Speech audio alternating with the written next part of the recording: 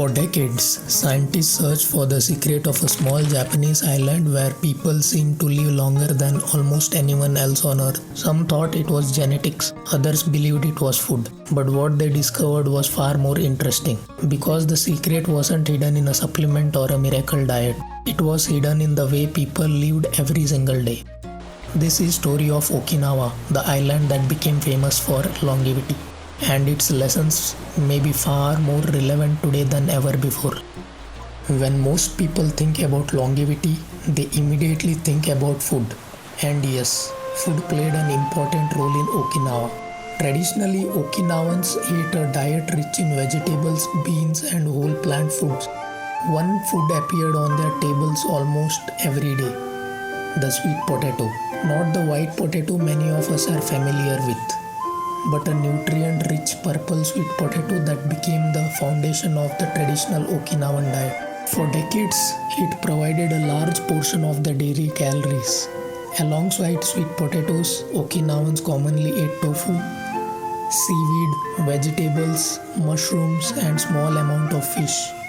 Meat was eaten far less frequently than in many modern diets.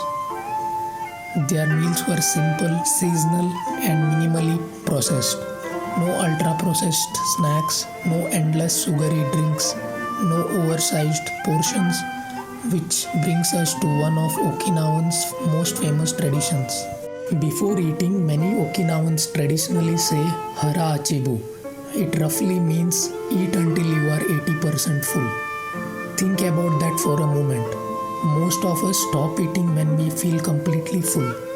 Sometimes we continue eating even after that. But Okinawans developed a habit of stopping before they reached that point. Not because they were dieting, not because they were counting calories, but because moderation became part of their culture. Over the course of a lifetime, that small habit may make a surprisingly big difference.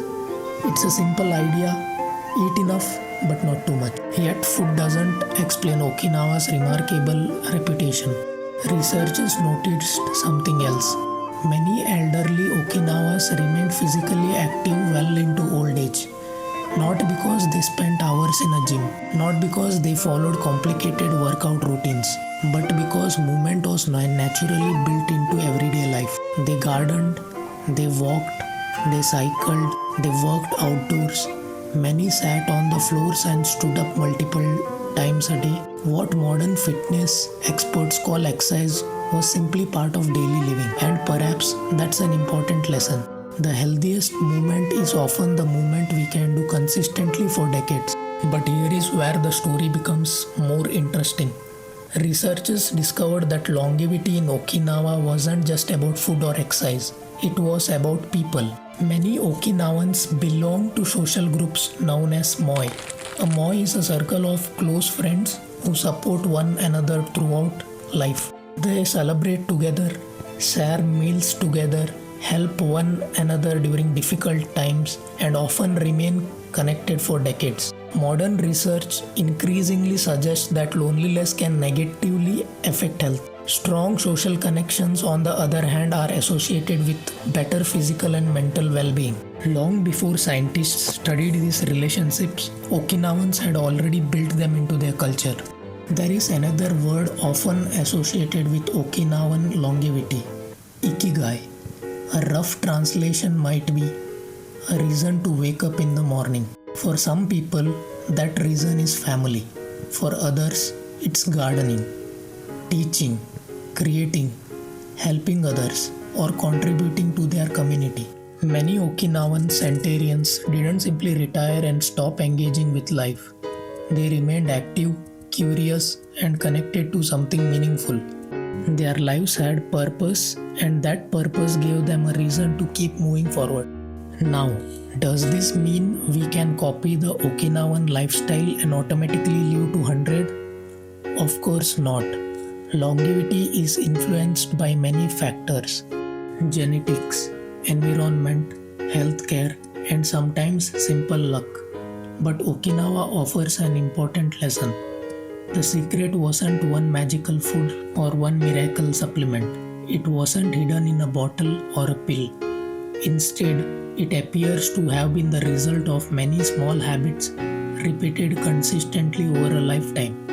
Eating a little less, moving a little more, staying connected to friends and family, having a purpose, managing stress, and enjoying simple, nourishing foods. When researchers searched for the secret of Okinawan longevity, they didn't find a miracle. They found a lifestyle, a way of living that developed over generations, and perhaps that's the most important lesson. The habits that help us live longer are often not complicated. They are the things humans have been doing for centuries. Before modern diets, before fitness apps, before wellness influencers. The next time you sit down to a simple meal of dal, vegetables, rice, or roti, think about this. Could eating just a little less make a difference over a lifetime? Could spending more time with family and friends improve not only happiness but health as well? And if you had to choose just one Okinawan habit to adapt today, what would it be? Hara Hachi Bu, daily movement, strong friendships, or finding your own Ikigai? Let me know in the comments. And in our next journey through the history of longevity, we will travel back nearly 2005 years to ancient Greece and discover why one simple food has appeared in some of the world's healthiest diets for thousands of years. Until then, remember, sometimes the future of health is hidden in the lessons of history.